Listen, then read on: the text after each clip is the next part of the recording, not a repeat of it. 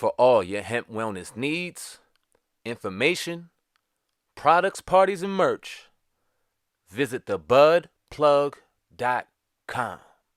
It's Mike Ross, also known as Mike on the Mic. He's getting ready for his upcoming 2022 comedy run. He'll be kicking it off at Benny Brand's Dress Factory Comedy Club.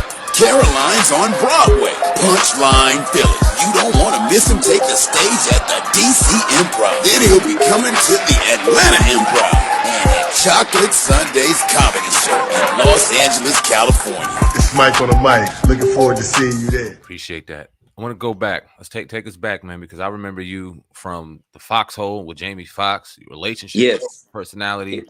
Back there, I remember hearing Zoe Williams, and then obviously I remember you on 5150 with Corey Holcomb and the crew. Yes. Now you're doing your own thing. You're working with Tavis Smiley now, man. You've been around a lot of very, very legendary people within the radio game, comedy game, hip hop game, etc. How'd you get into it, man? Talk about your humble beginnings and how it led you to what you're doing right now.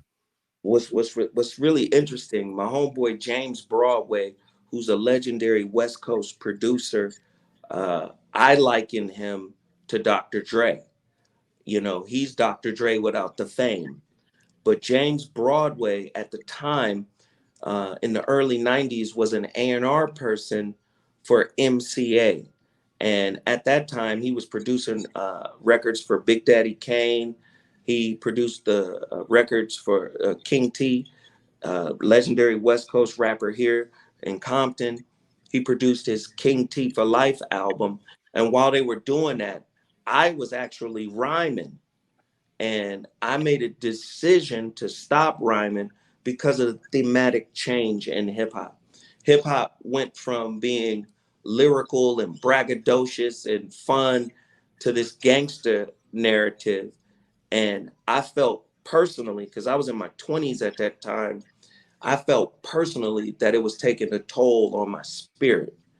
I was a very aggressive cat back then. And I felt like the music contributed to that. So I started to shift away from that. And I told Broadway, I said, Broadway, hook me up with Steve Rifkin and get me an A&R gig like the one you got. And to my surprise, Broadway called me and said, yo, you got a meeting with Rifkin on this day. I was like, what? What? And I went to the meeting and Rifkin did me a solid. Rifkin was like, you James's guy. So this is what I'm gonna do. I'm gonna give you some business cards. I'm gonna give you an 800 pager number. And he said, you just got to figure out the game from there. And, you know, that's how it happened. That's how it happened. I figured out the game from there. And I became an A&R person. And one of the first acts that came through was Exhibit, because Broadway was working with Exhibit at that time. Broadway and this brother named Thayod produced Exhibit's first single, Paparazzi. And back in those days, like I said, I was rhyming. Me and Exhibit used to battle and freestyle all the time. And I used to call Exhibit Fred Man because I would push him. Because I said, Nick, you sound like Craig Mack and Redman right now. I need you to be better. Where's your voice? And I would battle Exhibit. And, you know, recently me and Exhibit hooked back up. And Exhibit was like, man, I appreciate you pushing me the way you did back in those days when you was rhyming. So that's how I got into the A&R side of the game. A few years later, you know, I shifted over to Maverick Records, working with Madonna, Freddie DeMann, Guy Osiri, all of those folk. And at the time we were working on Michelle and Dagio Cello and what's the chick? You ought to know. What's the chick's name? She had a huge album, white lady. I forgot her name, but the record she had was called You Ought to Know. It was produced by Alanis Morissette. Alanis Morissette. Yeah. You know, so I was over there working with them at that time. And then a few years after that, I meet Jamie Foxx's manager. Marcus King. That was his manager, his then manager. And Jamie was managed by a couple. Jamie Foxx he got his name from the wife of this couple, and that was Marcus and Jamie King. If you remember the Jamie Foxx TV show, that was his name in that TV show, Jamie King. Yeah. So Jamie Foxx's real name is Eric, but I met Marcus King on the basketball court. We used to hoop, and then one day Marcus was like, "Yo, man, Jamie Foxx is about to do this deal with Sirius XM satellite."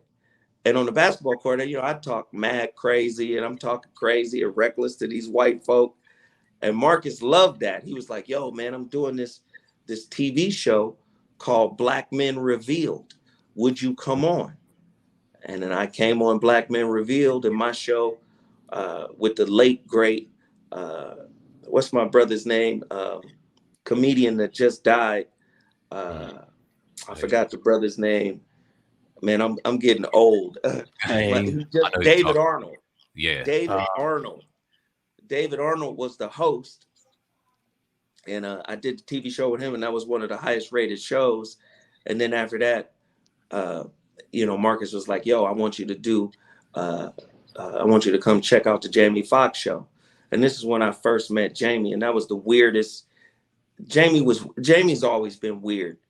Our relationship has always been weird, But I met Jamie and Claudia Jordan. I think Brian Shaw's wife was there, and I was sitting watching them do radio, and they had all type of Padron, and they was drinking, and it just seemed like a clusterfuck. It just seemed crazy.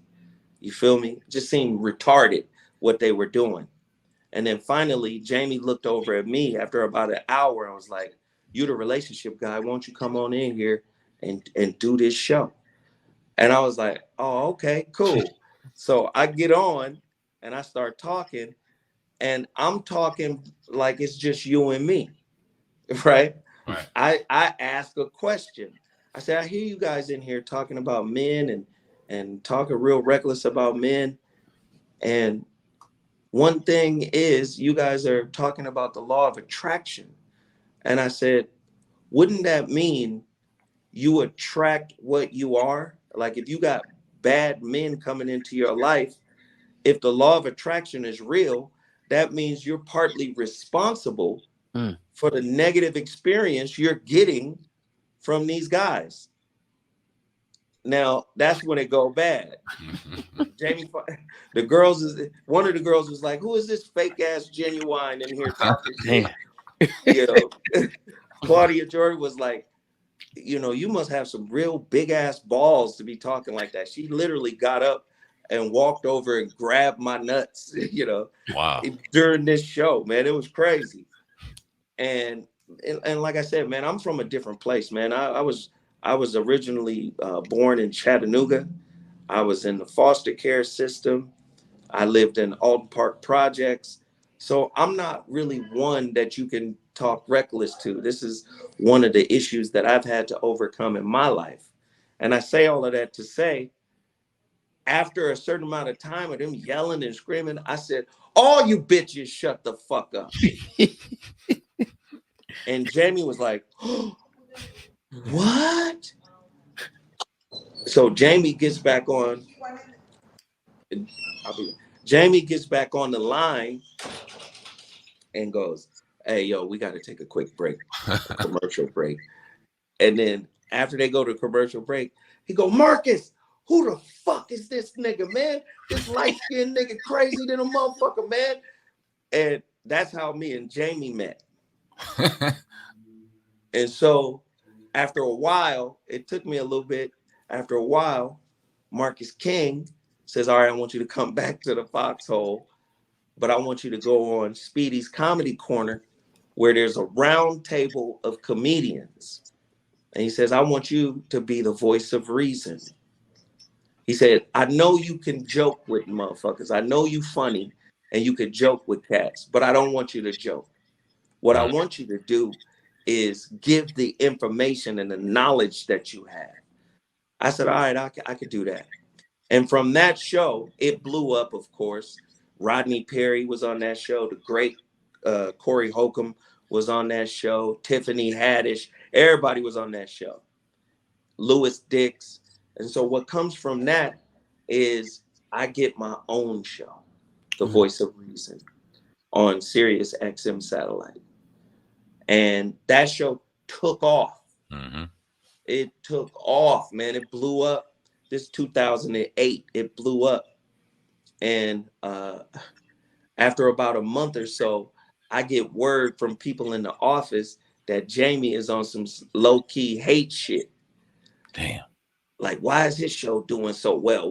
What is he talking about that ain't everybody else ain't talk? Why? And then one day, one of the sisters who told me what he was saying said, why don't you just go see the show? Why don't you just go in and peep the show? Right. So he comes in one time with this white chick, and they sit directly behind me while I'm filming the show, recording the show. And then he tells the engineer, set up the microphone, set up the mic. He sets up the mic, and then Jamie gets on. He goes, hey, man, I just want to apologize for what went down on the last show. My show is full of a bunch of heathens, but I really can see that you're doing your thing. And I was like, cool. The motherfucker was on there singing, and, you know, he was doing his Jamie thing, you know, and it was cool. And I thought from that moment, we was good.